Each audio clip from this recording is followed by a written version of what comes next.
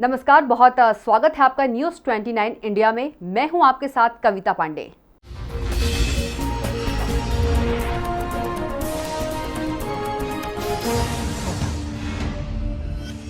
अब बात चाय की। कोरोना महामारी के चलते पिछले महीने पूरे देश में लॉकडाउन किया गया था, जिसका असर चाय की चुस्की पर भी होता नजर आ रहा है।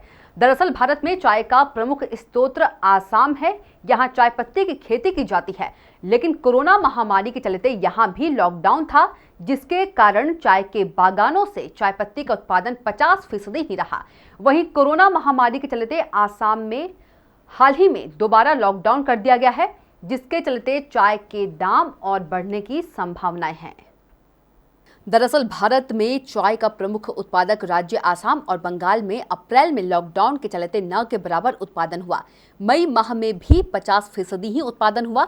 वैसे भी गर्मियों में चाय की खपत कम होती है, लेकिन कोरोना के चलते मांग बराबर बनी रही। इस कारण लोकल मंडियों का स्टॉक खत्म हो गया। वहीं चाय का उत्पादन भी लॉकडाउन के चलते न के बराबर हुआ, जिसके चलते भाव ऊंचे बोले जाने लगे। दरअसल प्रत्येक वर्ष दिसंबर के पहले सप्ताह में चाय बागान बंद करने के निर्देश दिए जाते हैं। इसके बाद 28 फरवरी से चालू होते हैं, जो मार्च के पहले और दूसरे सप्ताह तक चालू हो पाते हैं। इस बार काम शुरू होते ही लॉकडाउन लग गया। कोरोना की वजह से लॉकडाउन के चलते 14 अप्रैल से चाय बागानों का कामकाज शुरू हुआ, लेकिन मजदूर आदि की कमी से चाय पत्ती तोड़ने का काम धीमी रफ्तार से चला, जिसका कि असर बाजार पर पड़ा। चाय आपूर्ति भी प्रभावित हुई और भाव बढ़ने लगे।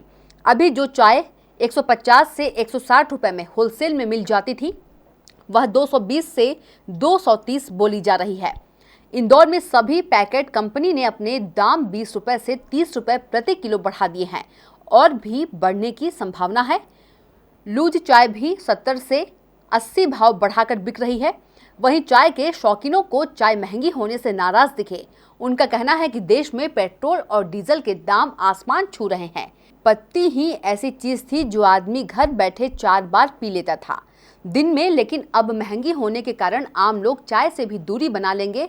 स्वाभाविक बात है, आज चाय पत्ती की कीमतों में इजाफा होगा तो चाय वाला भी चाय की कीमत बढ़ा कर देगा। इंदौर से जितेंद्र चौहान की रिपोर्ट। चाय में क्या हुआ है कि ये कोरोना जो संक्रमण चला, कोरोना संक्रमण से अपने थर्ड वीक ऑफ मार्च में गवर्नमेंट ने लॉकडाउन जारी कर दिया और हमारे गार्डन जो दिसंबर से मार्च फर्स्ट वीक तक बंद रहते हैं, वो चालू हुए थे कि वापस लॉकडाउन में चले गए। लॉकडाउन में जाने के कारण पत्ता टूटा नहीं, चाय बनी नहीं। और गर्मी में लॉकडाउन था, लेकिन गर्मी में चूंकि सभी डॉक्टरों का कहना था कि गर्म पेय पिएं, तो चाय की डिमांड बराबर सर्दियों जैसी बनी रही। अभी 14 अप्रैल को वापस सरकार के निर्देशों से गार्डन खोले गए, लेकिन लेबर की रखना था वो काफ़ी कम उनको अनुमति दी गई कि आप 40% से चालू करें।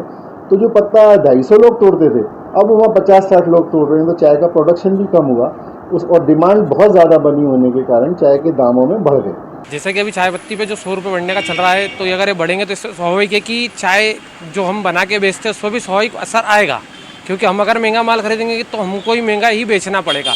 और जो चाय के 100 रुपये बढ़ना है, एक तरह से 30 से 40% की अगर बढ़ोतरी होती है, तो स्वाभाविक है कि चाय हम जो बना के बेचते हैं उस पर भी उस चीज़ का स्वाभाविक असर हमको भी पड़ेगा और हर व्यक्ति को घर पे भी पड़ेगा।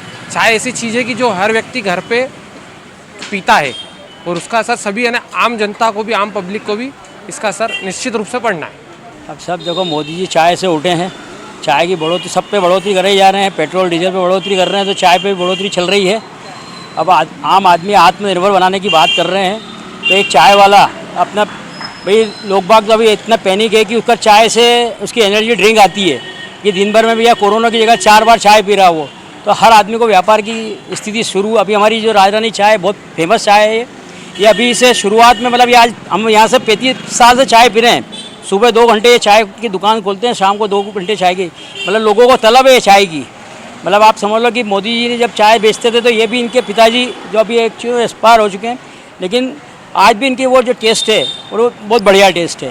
तो आप देखते रहिए न्यूज़ 29 इंडिया, एक देश सारे प्रदेश।